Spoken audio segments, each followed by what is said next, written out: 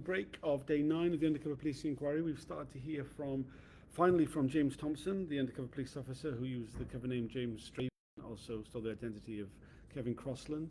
I'm joined with Eveline Lubbers from the Undercover Research Group. Also off screen is Alison from Police Spies Out of Lives. What have you made of what we've heard?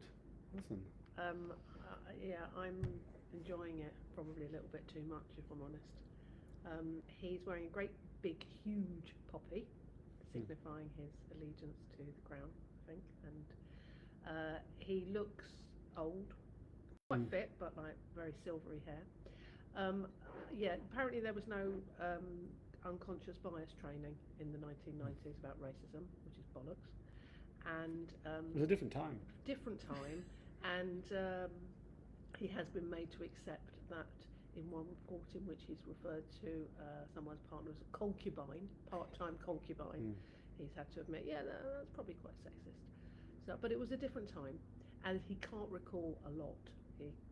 For somebody who, amazingly, he can remember some things. He's got very straight answers to some things, but anything that might put a bit of shade on him, bless you, he can't recall.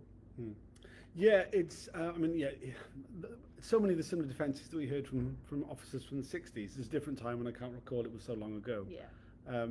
Not really believable. It doesn't wash for this one. No, and I think we agree that Barr is doing like a really good job with his questioning. Yeah. He's really not taking any shit, and he's just repeating questions. Are you sure? Well, with the sexism thing, it's like there was another question where I can't remember what was put to Thomson, but he asked like, what would you say about that? Like, and Thomson didn't really answer, and Barr said, sexist. There was one really weird bit about the hunt, because they were asking about who started the violence on the hunt. And he was like really kind of vague about it. Oh no, it's a bit of both sides. And Barr drilled down and was like, well, who threw the first punch? And he said, well, I can't really say. And then he said something like, well, I'm a bit biased because I was on the other side from the hunt. Like, what are you talking about? You're a cop. So no, but that's that typical thing that they're still part.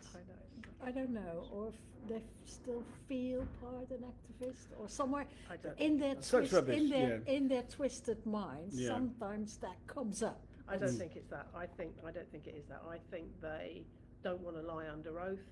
They know that the hunt through the first. I mean, I'm no animal rights activist, but I can see from what everyone's telling me that I could get. You got a sense, even with Jackie's evidence ages ago about those terrier men. I mean, you get a sense of it. So it's obvious who started the violence. He said, they were the hunt sabs were goading. He didn't say goading, but he was saying, they'd shout insults or whatever. Well, that's not violence. And it's obvious who started the violence, but he doesn't want to say they did. Yeah, no, I mean, the one hilarious bit where he says, oh, they'd be shouting insults, spitting, and pulling people off horses. Well, how would they pull the hunters off horses? Well, when the hunters reached out with their crop to hit them, they'd pull them off the horse. And it's like, well, this isn't starting violence, is it? It's incredibly frustrating. I mean, there was another part where Lambert had submitted a report that talked about an ALF demonstration, which isn't a thing, at Consort Beagles, which is in Ross-on-Wye, which is a breeder of beagles for animal experimentation. And this probably wasn't an ALF action, was it? It was an animal rights protest. And James Thomson is like, oh, well, the ALF were violent. So if there was any violence, it would have been an ALF action, which, I mean, it's just illiterate, really, of the reality of the situation. You can see in Barr's eyes this just sort of look of like, oh, it's like that, is it? I think the other thing that is that we know, but being evidenced again, is how they're passing on the baton of the sexual abuse. So there's Lambert was his manager, Matt Rayner, who had an abusive relationship with Liz, was his mentor. That it's like more and more evident, and he did say, didn't he? He did admit that the Tradecraft manual was referenced quite a lot in those meetings. Those kind of, what do they call those meetings? The safe house meetings. The safe house meetings. And he does remember the reference to sexual liaisons. in that tradecraft manual, but it was never discussed. Yeah, it's like, you know, we know from so many other people that there was banter at least, and he, you know, he was asked several questions like, you wouldn't tell the others where you'd spend the night, and why wouldn't you? Probably because you knew it was wrong, and he admitted that, you know, and he kind of admitted that he didn't talk about his relationship because it would look bad, and it would probably be pulled from his deployment, and he didn't want that.